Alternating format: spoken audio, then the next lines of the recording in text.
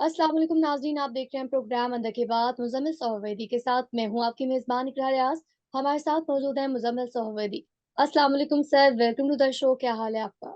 वालेकुम सलाम, बिल्कुल ठीक, आप सुनाएँ कैसी तबीयत है आपकी? मैं ठीक हूँ, अल्लाह पाक का शुक्र है। सर, सबसे पहले तो आज आपसे सवाल करना चाहूँगी, ये जो रिचर्ड गर्नेल का इंटरव्यू है, इस मुतालिक आप क्या कहेंगे? अंदर की बात क्या है?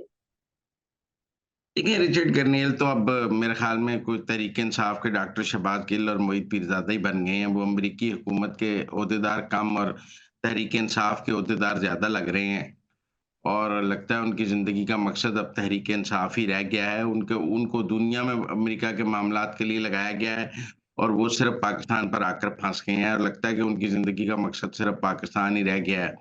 जो उनका नोटिफ़िकेशन था वो तो नॉर्थ कोरिया पर था, वो तो वेनेज़ुएला पर था, पर वो नॉर्थ कोरिया और वेनेज़ुएला पर तो कोई बात नहीं कर रहे। जहाँ अमेरिका को ज़्यादा मसाइल हैं, वो सिर्फ़ पीटीआई के ट्रोल बन गए हैं और उनको लगता है उनके पास ज़िंदगी उनको पूरे मुल्कों वर्ल्ड मिशन नहीं लगाया गया, उन्हें सिर्फ़ पाकिस्तान मिशन लगाया गया है। तो मुझे लगता है कि वो एक सेंट्रली फ़ोकस्ड हो गए हैं पाकिस्तान के ऊपर और तो वो कोई बात कर ही नहीं रहे। दुनिया के और किसी मामले पर वो कोई ट्वीट कर नहीं रहे, दुनिया के और किसी मामले पर वो देखें ना बात कर ही नहीं रहे। जो ट्रम्प की ट्वीट है उनके बारे में वो तो वेनेज़ुएला और नॉर्थ कोरिया के बारे में है, लेकिन वो वेनेज़ुएला और नॉर्थ कोरिया के बारे में बात कर ही नहीं रहे हैं। वो गज़ा के बारे में बात नहीं कर रहे हैं, वो कोई अरे यूक्रेन लड़ाई पर बात नहीं कर रहे हैं, वो तो सिर्फ़ पाकिस्तान पर बात कर रहे हैं, तो ऐसा लगता है जैसे उन पर पाकिस्तान का स्पेशल एनवॉय लगा दिया है। लेकिन मैं आपको एक बात बताऊँ, मैंने उनका इंटरव्यू देखा है, उस इंटरव्यू में देखिए उन्होंने 2 बातें ऐसी कही हैं जो हमें समझने की हैं। पहली बात उन्होंने कहा है कि जो अमेरिका के सेक्रेटरी ऑफ स्टेट हैं, जो अब आएँगे ट्रम्प इंतज़ामिया के, वो मिसाइल प्रोग्राम पर पाकिस्तान के बात करने की तैयारी कर रहे हैं। जी सर। उन्होंने ये नहीं कहा कि जो सेक्रेटरी ऑफ स्टेट हैं, वो इमरान खान की रिहाई पर पाकिस्तान से बात करने की तैयारी कर रहे हैं। हमारे तहरीक-ए-इंसाफ के दोस्त वो इंटरव्यू सुन लें, वो पढ़ लें। उन्होंने कहा है जो सेक्रेटरी ऑफ स्टेट हैं, वो पाकिस्तान के मिसाइल प्रोग्राम पर तैयारी करन बात करने की तैयारी कर रहे हैं। इसका मतलब है अमेरिका जो है वो या ट्रम्प इंतज़ामिया पाकिस्तान के मिसाइल प्रोग्राम पर पाकिस्तान से बात करने की तैयारी कर रही है। वो कोई इमरान खान की रिहाई पर बात करने की तैयारी नहीं कर रही। सेक्रेटरी ऑफ स्टेट के एजेंडे में इमरान खान की रिहाई नहीं है, वो पाकिस्तान का मिसाइल प्रोग्राम है। और रिचर्ड ग्रनेल के एजेंडे में इमरान खान है, लेकिन सेक्रेटरी ऑफ स्टेट के एजेंडे में पाकिस्तान का मिसाइल प्रोग्राम है। और वो पाकिस्तान उनका ख़्याल है कि 4 साल ट्रम्प बाइडेन इंतज़ामिया ने पाकिस्तान के मिसाइल प्रोग्राम पर कुछ नहीं किया। अब जाती दफ़ा ये पाबंदियाँ लगाई हैं, तो ये काम तो ट्रम्प इंतज़ामिया ने करना था, इन्होंने करके क्रेडिट लेने की कोशिश की। ये जो रिवायती सियासी बात है कि अब तो ट्रांज़िशन है, अब क्यों लगाई हैं? हम आ रहे थे, हम आकर लगाते। ज़्यादातर मुझे इस किस्म की बात लगी है। बाकी वो बात कर रहे हैं कि जी ट्रम्प और इमरान खान एक जैसे लीडर हैं। वो कल को कहेंगे नॉर्थ कोरिया के वो जो हैं वो और ट्रम्प एक जैसे, फिर वो कहेंगे पुतिन और ट्रम्प एक जैसे हैं। और दूसरी बात ये है कि ये तो कोई दलील नहीं ना कि गुज़िश्ता दौर में ट्रम्प के पाकिस्तान इमरान खान से अच्छे ताल्लुकात थे। तो जब ट्रम्प गुज़िश्ता दौर में सदर थे तो पूरी दुनिया में जो हुक्मरान थे वो सारे वापस आएँगे। मतलब ये तो नहीं होगा कि ट्रम्प कहेगा कि जब मैं सदर था, तो जो दुनिया के साउथ अफ्रीका का जो सदर था, वो वापस साउथ अफ्रीका का आ जाए। या बरतानिया में जो वज़ीर-ए-आज़म था, अब उसको बरतानिया वापस वज़ीर-ए-आज़म लगा दे क्योंकि जब मैं सदर था, तो वो वज़ीर-ए-आज़म था, तो मेरे उससे बड़े अच्छे तल्लुकात थे, तो अब उसको लगा दिया जाए। ये तो कोई मंतक नहीं ना कि चूँकि गुज़िश्ता दौर में ट्रम्प के इमरान खान से अच्छे तल्लुकात थे, लिहाज़ा अब इमरान खान को पाकिस्तान का वज़ीर-ए-आज़म दोबारा लगा दिया जाए। मेरा नहीं ख्याल में ये इंटरनेशनली कोई एक्सेप्टेबल मंतक है कि जी चूँकि हमारे अच्छे तल्लुकात हैं लिहाज़ा आप इसको पाकिस्तान का हुक्मरान लगा दें या जेल से रिहा कर दें। फिर ठीक यहाँ है, पर मैं एक सवाल आपसे करना चाहूँगी कि ये कहा जा रहा था कि जो रिचर्ड गर्नेल का अकाउंट है, ट्विटर अकाउंट की अगर हम बात करें, तो वो ऑपरेट नहीं कर रही। लेकिन फिर हमने देखा कि ट्वीट किया गया, उनकी जानिब से बार-बार रीट्वीट भी किया गया कि फ्री इमरान खान, फिर उसके बाद ये इंटरव्यू। तो ये बात तो प्रूव हो जाती है ना कहीं न कहीं कि जो ट्विटर है, ट्विटर हैंडल है, वो खुद ऑपरेट कर रहे हैं। उसमें ये है ना कि उनका ट्विटर हैंडल काफ़ी साल खामोश भी तो रहा है ना। जी। मतलब वो बात मशकूक इस तरह हुई कि जी उनका ट्विटर हैंडल काफ़ी साल खामोश भी रहा और फिर इस ट्विटर हैंडल से इमरान खान के अलावा कुछ ट्वीट ही नहीं हुआ। लगता है उन्होंने ये ट्विटर हैंडल इमरान खान की पीआर मुहिम के सिलसिले में ही एक्टिव किया, वरना वो ट्विटर को यूज़ नहीं करते थे। तो उनको जो इमरान खान की पीआर मुहिम मिली कि जी आप इमरान खान के लिए पीआर मिलें कोई लॉबिंग फर्म से, जो उनको लॉबिंग फर्म के ज़रिए पैसे मिले और उसमें उनका ये ट्विटर हैंडल की बात हुई कि आप ट्विटर हैंडल से ही कर लें। तो मेरे ख़्याल में वो उस सिलसिले में, क्योंकि मशकूक बात इसलिए थी कि ट्विटर हैंडल एक लंबा अरसा खामोश रहा और दुनिया के अहम मामलात पर वो खामोश है, सिर्फ़ इमरान खान के लिए बोलता है। तो ऐसा लगता है जैसे ट्विटर हैंडल उन्हें किराए से देता है Imran Khan, PTI USA no, इसलिए ये बात है कही गई कि एक बंदा है वो दुनिया भर के एक स्पेशल एनवॉय लगाया वर्ल्ड मिशन के लिए। ट्रम्प का ट्वीट है कि उसको मैंने वेनेजुएला और नॉर्थ कोरिया के लिए लगाया है, तो उसके उनके हवाले से कोई ट्वीट्स नहीं है। बहुत अच्छे से वो पूरी ट्रम्प कैंपेन में उसका ट्विटर हैंडल खामोश रहा है। यकदम इमरान खान के लिए एक्टिव हुआ है, तो उससे लोगों की ये राय है कि ये जो ट्विटर हैंडल है, ये इमरान खान के पीआर के लिए किसी लॉबिंग फर्म ने उनसे कहा कि आप एक्टिव कर लें। उन्होंने कई सालों से डीएक्टिवेट रखा हुआ था। तो अब जब एक्टिवेट किया तो वो पीआर फर्म और लॉबिंग फर्म के लिए किया, तो अब चूंकि वो काम चल पड़ा है, तो मुझे लगता है पीआर लॉबिंग फर्म ने आगे भी उन्हें कॉन्ट्रैक्ट दे दिया है इसका, तो उन्हें भी इस काम में मजा आने लग गया है। और एक गैर तो है अमेरिका के नजदीक एक गैर अहम काम है, मतलब ट्रम्प वो ये काम करते रहे तो ट्रम्प को तो कोई प्रॉब्लम नहीं। शायद वो हम्म। यूक्रेन पर बात करें तो ट्रम्प को प्रॉब्लम हो गया, हमारी पॉलिसी के मुताबिक बात करें। वो गजा पे बात करें तो इस तरह पॉलिसी के मुताबिक बात करें। वो दुनिया के अहम मामलात पर बात नहीं करना चाह रहे होंगे क्योंकि उस पर पॉलिसी अभी बननी है। तो एक गैर अहम मामला है अमेरिका के नजदीक इमरान खान और पाकिस्तान इस वक्त। तो वो गैर अहम मामले से खुद को, इसकी अमेरिका के अंदर कोई पजीराई नहीं है। ये इंटरव्यू भी उनका इमरान खान की रिहाई के लिए नहीं करना था न्यूज़ लाइन ने। ये इंटरव्यू पाकिस्तान के मिसाइल प्रोग्राम पर हुआ है, उसमें उन्होंने इमरान खान की रिहाई की बात की है। पहला सवाल जो है वो पाकिस्तान के मिसाइल प्रोग्राम पर है, फोकस इंटरव्यू का पाकिस्तान के मिसाइल प्रोग्राम पर है। अब आप उस मिसाइल प्रोग्राम में साथ इमरान खान की बात है। अब ये एक और बात है कि जो पाकिस्तान के मिसाइल प्रोग्राम पर पाबंदियां लगी हैं, इमरान खान के ट्विटर हैंडल से आज तक उन पाबंदियों की मजम्मत नहीं की गई। पीटीआई के ऑफिशियल ट्विटर हैंडल से उन पाबंदियों की मजम्मत नहीं की गई क्योंकि पीटीआई और इमरान खान इस वक्त ट्रंप इंतजामिया को या अमेरिका को नाराज नहीं करना चाहते। लिहाजा उनके ख्याल में पाकिस्तान के मिसाइल प्रोग्राम पर जो पाबंदियां लगी हैं उनकी अगर वो मजम्मत करेंगे जैसे बाकी सियासी जमातें कर रही हैं तो अमेरिका नाराज हो जाएगा। लिहाजा वो उसकी मजम्मत नहीं करना चाहते। इसलिए मेरे ख्याल में मैं अब भी अपनी उस बात पर कायम हूं कि अकेला रिचर्ड गरनैल पाकिस्तान से इमरान खान की रिहाई नहीं करा सकता। अगर वो आज ये कहते हैं कि अमेरिकी सेक्रेटरी ऑफ स्टेट जो हैं वो इमरान खान की रिहाई पर बात करने की तैयारी कर रहे हैं, तो मैं कहता शायद वो कर रहे हैं। लेकिन आप देखें ना कि उन्होंने सेक्रेटरी ऑफ स्टेट के बारे में कहा है कि वो सिर्फ मिसाइल प्रोग्राम पर बात करेंगे। अब हमारे एक दोस्त हैं नुसरत जावेद साहब, उन्होंने भी बड़ा इस मामले में कहा है कि रिचर्ड गरनेल के ट्विटर अकाउंट से इलान मस्क को कहा गया कि पाकिस्तान को वो स्पेशल इंटरनेट टारगेट के लिए। स्टारलिंक दे दें, तो इलान मस्क ने उसका जवाब ही नहीं दिया।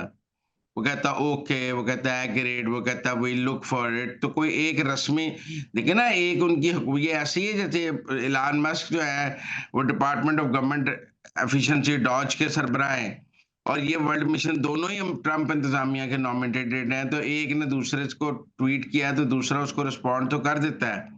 तो सबकी राय है कि उन्होंने इलान मस्क को टैग करके ट्वीट किया है, तो इलान मस्क ने उनके ट्वीट, इलान मस्क रोजाना 100 ट्वीटों के जवाब देता है। वो ट्विटर पे सबसे ज्यादा एक्टिव है। वो समझता है पाकिस्तान का, अमेरिका का वाहिद मीडिया ट्विटर है। वो कहता है अमेरिका के सब मीडिया को ट्विटर ने शिकस्त दे दिया और ट्रंप को इलेक्शन ट्विटर ने जिताया। उसने ग्रनेल की बात का जवाब देना मुनासिब ही नहीं समझा इंटरनेट वाली बात पे। तो उससे अंदाजा होता है कि रिचर्ड ग्रनेल उस वहां पे कोई ज्यादा अहम आदमी नहीं है अमेरिकी इंतजामिया में कि उनकी बात का एलन मस्क ने जवाब नहीं दिया। अमेरिका का कोई और जो सीनियर ओहदेदार है वो बात नहीं कर रहा जो रिचर्ड ग्रनेल कर रहे हैं। तो इसलिए ख्याल है कि एक गैर अहम आदमी को थोड़े पैसे लग गए हैं लॉबिंग फर्म के जरिए, पीआर फर्म के जरिए, तो उसने अपना दाल दलिया चला लिया है और पाकिस्तान में उसको इम्पोर्टेंस मिल गई है। और दुनिया के अहम मामला, यहाँ तो वो कहना कि जी वो दुनिया के बाकी अहम मामला पर भी बड़ी अहम बात कर रहा है। देखें जी, उसने यूक्रेन पर ये बात की है, उसने चीन के ऊपर ये बात की है, उसने इंडिया के ऊपर ये बात की है, उसने देखें बरतानिया पर ये बात की है, उसने इसराइल पर ये बात की है। वो कि दुनिया के वर्ल्ड मिशन का हेड है, किसी बारे में कोई बात नहीं करता। इसका लगता है जैसे ट्रंप ने उसको पाकिस्तान के ऊपर एनवाय लगा दिया है, लिहाजा मेरे जी। ख्याल में ट्रंप इंतजामिया में भी उनको कोई सीरियसली नहीं ले रहा और वो एक गैर संजीदा आदमी है जो किसी तरह एक एडजस्ट हो गए हैं। हमारे यहाँ भी आप समझें कि पाकिस्तान में भी ना कुछ लोगों को गश्ती सफीर लगा दिया जाता है, जो कि जिसे कहते हैं एम्बेसडर एट लार्ज। तो वो गैर अहम लोग होते हैं, वो ऐसा नहीं होता वो एम्बेसडर एट लार्ज जो है वो सब मुल्कों के दौरे करता फिरता है। ये मुझे भी लगता है कि जैसे पाकिस्तान में गश्ती सफीर और एम्बेसडर एट लार्ज लग जाता है, लोगों को पॉलिटिकली अकोमोडेट करने के लिए, और वो बहुत ही गैर अहम सा आदमी होता है, उसका फॉरेन पॉलिसी पे कोई अमल दखल नहीं होता। Same is the position Richard Gurnell की, मुझे इससे ज़्यादा नहीं अहमियत नज़र आती। मुझे लगता है कि पाकिस्तान की हुकूमत ने और रियासत ने भी उन्हें संजीदा लेना गैर संजीदा लेना शुरू कर दिया, अब वो उन्हें संजीदा नहीं ले रहे हैं। इसीलिए उनके इंटरव्यू का जवाब तलाल चौधरी से दिलाया गया, फॉरेन ऑफिस भी नहीं दे रहा। बाकी अभी उन्होंने ऑफिस अज़्यूम भी नहीं किया। वो अभी अमेरिका के एक आम आदमी हैं, डेज़िग्नेटेड आदमी हैं, अभी उन्होंने अपने ओहदे का चार्ज नहीं सँभाला, अभी ट्रंप इंतज़ामिया ने ओहदे का चार्ज नहीं सँभाला। देखिए ना, पीटीआई वाले तो ये कह रहे हैं कि 20 जनवरी की जो हलफ़बर्दारी है ट्रंप की, उसका जो इन्विटेशन है वो इमरान खान को आ रहा है। भई आज हुँ। 25 दिसंबर हो गई है, अगर आना होता तो आ जाता। सबको इन्विटेशन चले गए हैं। इमरान खान का नाम तो नहीं है, ये तो बड़ा कह रहे थे कि ट्रंप अपनी हलफ़बर्दारी में इमरान खान को बुला रहा है। ये वैसी ही बात है। जैसे कह रहे थे ऑक्सफोर्ड का चांसलर इमरान खान जेल से बन जाएगा, फिर ऑक्सफोर्ड वाले खत लिखेंगे कि हमारे चांसलर को भेजें, उसने यहाँ पे इजलास की सदारत करनी है। तो फिर ऑक्सफोर्ड के खत पे तो इमरान खान को भेजना पड़ेगा। वो ऑक्सफोर्ड वालों ने ही नाअहल कर दिया। मुझे नहीं लगता इनको ट्रंप की हलफ़बर्दारी का कोई दावतनामा आ रहा है या ट्रंप इस बारे में कोई ट्वीट कर रहा है। तो लिहाज़ा मेरे ख़्याल में बाकी हमारे तहरीक-ए-इंसाफ के दोस्त तो अब ये कह रहे हैं ना कि जी अमेरिका साडा यार ट्रंप आ रहा है ते असी भी आ रहे हैं। ट्रंप नाल गल हो गई है, तो अब इनकी इस उम्मीदों ने तो वक़्त के साथ टूटना है।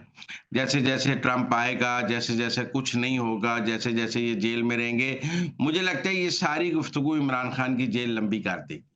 क्योंकि रियासत फैसला करेगी कि अगर हमने छोड़ा, तो ये तासुर बनेगा कि ट्रंप के दबाव में छोड़ रहे हैं, लिहाज़ा ना छोड़ा जी। जाए। अब मुझे ये लगता है कि ट्रंप के आने पे इमरान खान की मुश्किलात में इसलिए इज़ाफ़ा हो जाएगा कि रियासत सोचेगी कि अगर हम छोड़ेंगे या हमको नरमी करेंगे, तो तासुर जाएगा कि ट्रंप के दबाव में कर रहे हैं, लिहाज़ा कुछ महीने तो पूरी सख्ती रखें ना, ताकि ये लगे कि ट्रंप का हम पर कोई दबाव नहीं है। फिर सोचेंगे। तो मुझे लगता है ये ट्रंप ट्रंप करके और ये गरनेल ने इमरान खान के लिए की मुश्किलात में इज़ाफ़ा कर देना है, कोई आसानी नहीं पैदा करनी। सर, अब आगे बढ़ेंगे और बात करेंगे सर्जिकल स्ट्राइक को लेकर। तो इस मौजूदा सूरत-ए-हाल में जब पाकिस्तान की जो अफ़वाज है, वो शाना-बशाना खड़ी हुई है अवाम के साथ और जो फितना ख़वारिज है, उनके खिलाफ ऑपरेशंस किए जा रहे हैं। इस मौके पर आप कैसे देखते हैं अफ़गानिस्तान के खिलाफ? देखिए, ये पहली नहीं है, ये जनरल आसिम मुनीर की ना एक कंसिस्टेंट पॉलिसी। ऐसी स्ट्राइक उन्होंने ईरान के खिलाफ भी की थी।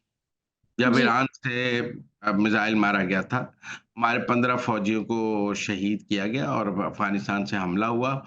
जैसे ईरान की दफ़ा हुआ था, वैसे ही अफ़गानिस्तान की दफ़ा उन्होंने अफ़गानिस्तान में पक्तिया पे सर्जिकल स्ट्राइक्स की हैं और वो कामयाब सर्जिकल स्ट्राइक्स रही हैं। उनको देखें तो अफ़गानिस्तान की हुकूमत ने भी माना है कि हमारे वहाँ हलाकतें हुई हैं और जो ख़वारिज हैं वो मारे गए हैं, और आज अफ़गान हुकूमत ने एक रस्मी सा एहतजाज भी किया है पाकिस्तान के साथ, और वो तो ज़रूरी था क्योंकि हमने उनके मुल्क में घुस के उनको मारा है वहाँ पे फितना और ख़ारिज का। लेकिन इसका बड़ा लॉन्ग इम्पैक्ट होगा। जैसे ईरान के ऊपर हमने जब एक सर्जिकल स्ट्राइक की, उसके बाद ईरान जी। को दोबारा ज़रूरत नहीं हुई। मेरे ख़्याल में इसके बाद हमारे फ़ौजियों पर हमला करने की ज़रूरत नहीं होगी। उन्हें पता होगा कि अफ़गानिस्तान के अंदर से हमला करेंगे, तो अफ़गान हुकूमत भी अब टीटीपी को कहेगी कि फिर हमारे ऊपर हमला होगा। पाकिस्तान ने क्लियर कर दिया है कि अगर हमारे ऊपर आप हमला करेंगे, तो वो हमारे अंदर घुस के आपको मारेंगे, फिर हम आपकी सेफ्टी नहीं कर सकते हैं। और मुझे लगता है कि ये दुनिया ने किसी ने भी इसके ऊपर रिएक्ट नहीं किया। सबने पाकिस्तान का साथ दिया है और सबने किसी ने कोई अफ़गानिस्तान के हक़ में कोई बयान नहीं आया। सबने पाकिस्तान की स्ट्राइक के हक़ को मेरा ख़्याल है तस्लीम किया है, डिप्लोमैटिकली भी और इंटरनेशनली भी, और अफ़गानिस्तान तन्हा नज़र आया और पाकिस्तान की स्ट्राइक्स को एक्सेप्ट किया गया। और मैं समझता हूँ ये जनरल आसिम मुनीर का ठीक फ़ैसला था कि अगर वहाँ से लोग आएँगे तो हम घुस के उनको मारेंगे। बाकी जो लोग कह रहे थे कि जी फ़ौज बड़ी कमज़ोर हो गई है, फ़ौज इस वक़्त लड़ नहीं सकती, वो ये सर्जिकल स्ट्राइक्स देख लें। ये किस तरह आसिम मुनीर ने ईरान पर भी सर्जिकल स्ट्राइक्स की हैं जब ज़रूरत पड़ी है। और उन्होंने अफ़गानिस्तान पर भी की हैं और वो कितने मतलब फ़ौज जो है जारहाना अंदाज़ से आगे लड़ रही है। तो ये सर्जिकल स्ट्राइक्स जो हैं ये कामयाब रही हैं। वहाँ काफ़ी टीटीपी का नुकसान हुआ है, वीडियोज़ उसकी आ गई हैं, उसकी एक्सेप्टेंस अफ़गानिस्तान की वज़ारत ख़ारिजा से आ गई है। हलाकतों की एक्सेप्टेंस भी आ गई है और टीटीपी ने भी मान लिया है, टीटीपी का प्रेस रिलीज़ भी आ गया। अफ़सोस की बात है कि टीटीपी के प्रेस रिलीज़ में और इमरान खान पीटीआई के प्रेस रिलीज़ में कोई बहुत मुमासलत है। मसलन पीटीआई भी कह रही है फ़ौजी मसनूआत का बायकॉट करें, तो टीटीपी भी कह रही है फ़ौजी मसनूआत। पहले भी जी। ऐसा हुआ है कि टीटीपी की प्रेस रिलीज़ और पीटीआई की प्रेस रिलीज़ एक जैसी है और दोनों में नरम गोशा और दोनों में कोलैबोरेशन हमें नज़र आती है वाज़ेह तौर पर मीडिया की प्रेस रिलीज़ेज़ में। अब भी जो टीटीपी की प्रेस रिलीज़ आई है, वो पीटीआई की प्रेस रिलीज़ लग रही है और वो उसी तरह की ज़ुबान है फ़ौज के बारे में जैसी पीटीआई इस्तेमाल करती है कि फ़ौजी मसनूआत का बायकॉट करें, ये करें। तो मेरे ख़्याल में ये भी एक अफ़सोसनाक बात है। सर आगे बढ़ेंगे और कुछ बात करेंगे जस्टिस मंसूर अली शाह साहब को लेकर, तो उनकी जानिब से इस मौके पर जो माज़रत की गई है, तो इसको आप कैसे देखते हैं? देखिए ना इंतज़ामी जज काज़ी फ़ायज़ ईसा ने लगाया था एडमिनिस्ट्रेटिव जज सुप्रीम कोर्ट के एडमिनिस्ट्रेटिव मामलात के लिए और ये चीफ़ जस्टिस की मर्ज़ी होती है, वो जिसको मर्ज़ी लगा दे। काज़ी जी। फ़ायज़ ईसा ने मंसूर अली शाह को लगाया था या ये अफरीदी साहब ने आकर चेंज नहीं किया। अब उन्होंने माज़रत कर ली है, तो वो किसी और जज को ये ज़िम्मेदारी दे देंगे। ज़्यादा अहम बात है प्रैक्टिस एंड प्रोसीजर कमेटी की। जिसमें मंसूर अली शाह साहब अभी बैठ रहे हैं और वहाँ मंसूर अली शाह और मुनीब अख्तर मिलकर सुप्रीम कोर्ट में मुकदमात के बेंच फिक्स कर रहे हैं। वहाँ याहिया अफरीदी साहब की ज़्यादा नहीं चल रही और याहिया अफरीदी साहब ने अभी उस कमेटी में मुनीब अख्तर साहब को हटाया नहीं है, जो कि उनके पास कानूनी तौर पे हक मौजूद है मुनीब अख्तर को उस कमेटी से निकाल के एक जज अपनी मर्ज़ी का उसमें शामिल करने का, लेकिन वो अभी तक इसीलिए हमने आदिल बाज़ाई के मुकदमे में देखा कि वो मंसूर अली शाह साहब ने प्रैक्टिस एंड प्रोसीजर कमेटी ने अपने पास लगाकर फौरन ही बाज़ाई को वो बहाल कर दिया और बहाल कर दिया। बहाल कर दिया। तो ज़्यादा इम्पोर्टेंट है प्रैक्टिस एंड प्रोसीजर कमेटी से नहीं उन्होंने इस्तीफ़ा दिया या उसमें बैठने से इनकार नहीं किया क्योंकि वहाँ बेंचों की तक़सीम है, केसों की मार्किंग है, असल इख्तियार वहाँ है। ये तो एक बेज़रर सा उनके पास काम था, फ़ाइलें साइन होनी आती थी, उन्होंने इनकार कर दिया फ़ाइलें साइन होने से कि समझे काम नहीं करना चाहते। वरना ये क्या अगर कोई वाक़ई उनकी पॉलिसी है अदम ताउन की तो वो प्रैक्टिस एंड प्रोसीजर कमेटी से रिज़ाइन करते। तो हमें समझ आता है कि वो मौजूदा सेटअप से नाराज़ हैं या वो 26वीं आईनी तरमीम के बाद मामलात को आगे नहीं चलाना चाहते। लेकिन अगर वो प्रैक्टिस एंड प्रोसीजर कमेटी में बैठ रहे हैं, तो फिर ये इंतज़ामी जज होना या ना होना बेमायनी बात है। तो नाज़रीन ये थी आज के अंदर की बातें, आपसे मुलाकात होगी अगले प्रोग्राम में, तब तक के लिए आप हमें दीजिए इजाज़त, अल्लाह ने के बाद।